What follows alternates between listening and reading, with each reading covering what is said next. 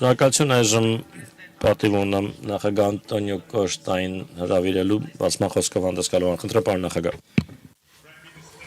Հարգարժան վարչապետ, հարգելի գործընկերներ, ես կցանկանայի ջերմորեն ողջունել վարչապետ Փաշինյանին առաջին հերթին մեզ այստեղ Երևանում հյուրընկալելու համար եվրոպական քաղաքական համայնքի գագաթնաժողովին։ Ես կցանկանայի իհարկե շնորհակալություն հայտնել բոլորին այստեղ լինելու համար, շնորհակալ ենք ներկա լինելու համար եւ նախագահ Ալիևին առցանց մեզ միանալու համար։ Այսօր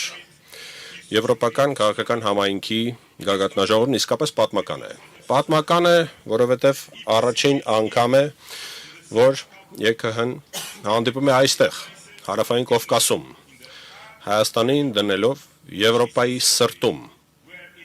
հենց այնտեղ, որտեղ Հայաստանը պատկանում է, հաշվի առնելով վերջինիս հինավուրց պատմությունը։ Սա պատմական է, քանզի այսօրվա գագաթնաժողովը հնարավոր է դարձել Հայաստանի եւ Ադրբեջանի միջև կնքված համաձայնության շնորհիվ, համաձայնության, որը խաղաղության պատմություն է Եվրոպայի համար, Եվրոպայում, որը պետք է տոնվի մի աշխարհում, որտեղ պատերազմները կարծես թե գերակայում են։ Այս համաձայնագրի շնորհիվ է, որ բարելավվել են հարաբերությունները Հայաստանի եւ Թուրքիայի միջև եւ այդ շնորհիվ է, որ այս տարածաշրջանն անցել է փոխակերպման ճանապարհին։ Փոխկապակցված ռազմավարական արդյունաբերական ոլորտները, շուկաները, տրանսպորտային միջանցքները, թվանշային ցանցերը եւ էներգետիկ փոխկապակցվածությունը այսօր ավելին են, քան պարզապես ապրանքները։ Նրանք վստահություն են ձևավորում, ստեղծում աշխատատեղեր եւ հարևաններին հնարավորություն տալիս կապվել պրակտիկ գործընկերական հարաբերությունների եւ համատեղ աճի ներքո։ Եվրամիությունը պատրաստ է վստահելի գործընկեր դառնալ եւ այս տեսլականը դարձնել իրողություն, ապահովելով այս պահի անդառնալիությունը, խաղաղության եւ հնարավորությունների բարգավաճման կենսական նշանակություն ունի ամրապնդել Հայաստանի ժողովրդավարությունը պայքարել արտաքին ազդեցությունների եւ ապատեղեկատվության դեմ։ Հայկական ժողովրդավարության ապագան ընկած է Հայաստանի քաղաքացիների ձեռքում միայն։ Կա երրորդ պատճառը, թե ինչու է այսօրվա գագաթնաժողովը պատմական։ Առաջին անգամ է, որ մենք հրավիրել ենք ոչ եվրոպացի գործընկերոջ, Կանադայի վարչապետ Մարկ Կարնին, ով մասնակցում է գագաթնաժողովին եվրոպական քաղաքական համայնքի։ Բարի ողջույններս, Մարկ։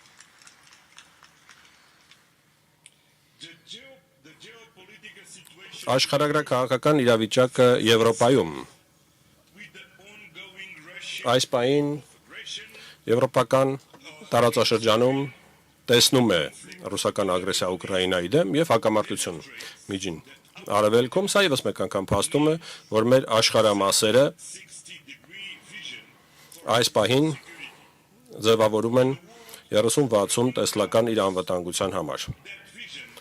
Այս տեսլականը որպես այդպիսին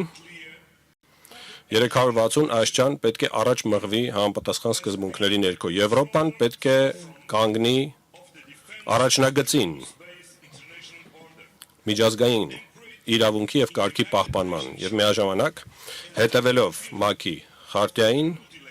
կամ կանոնագրքին ստեղծի բազմակողմանիության եւ համագործակցության հարթակ։ Սակայն աշխարհն այսօր միայն աճող անկայունության հանգույց չէ, կա երկրորդ կարևոր միտումը։ Աշխարհում բազմաբևեռականությունն է զարգանում։ Սա մի միտում է, որը պահանջում է բազմաբևեռ փոխգործակցություն, միտված խաղաղության եւ ընդհանուր բարգավաճման կարողությունների ձևավորման։ Բոլոր այս մակարդակներում Կանադան համախոհ կողմ չէ միայն, այլ գործընկեր։ Կանադան կիսում է Եվրոպայի գլոբալ 360 աշճան տեսլականը անվտանգության։ Կանադան մեզ հետ միասին ցանկանում է ստեղծել միջազգային կարգ,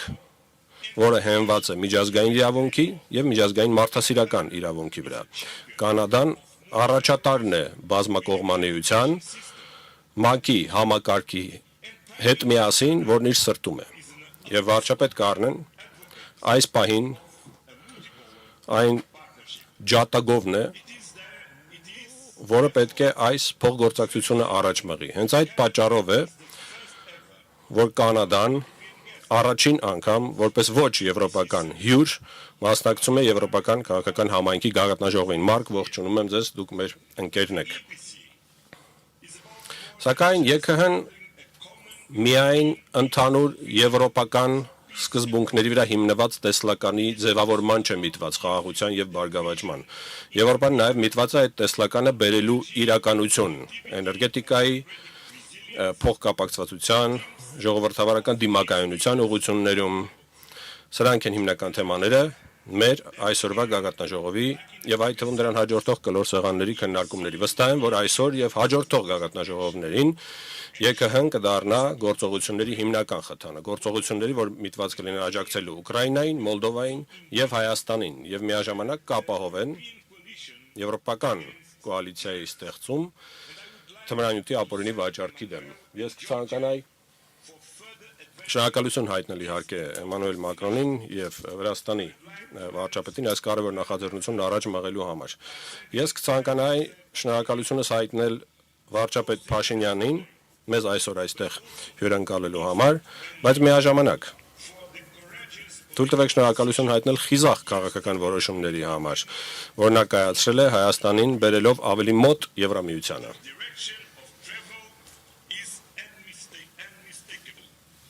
Այստեղ է, որ այս ճանապարհը վստահաբար մենք դիտարկում ենք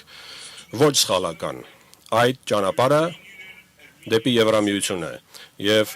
Հայաստան Եվրամիություն գագաթնաժողովն այստեղ եւս մեկ անգամ փաստում է այդ ուղղության ճիշտ լինելը եւ դա արժե տոնել։ Սակայն այսօր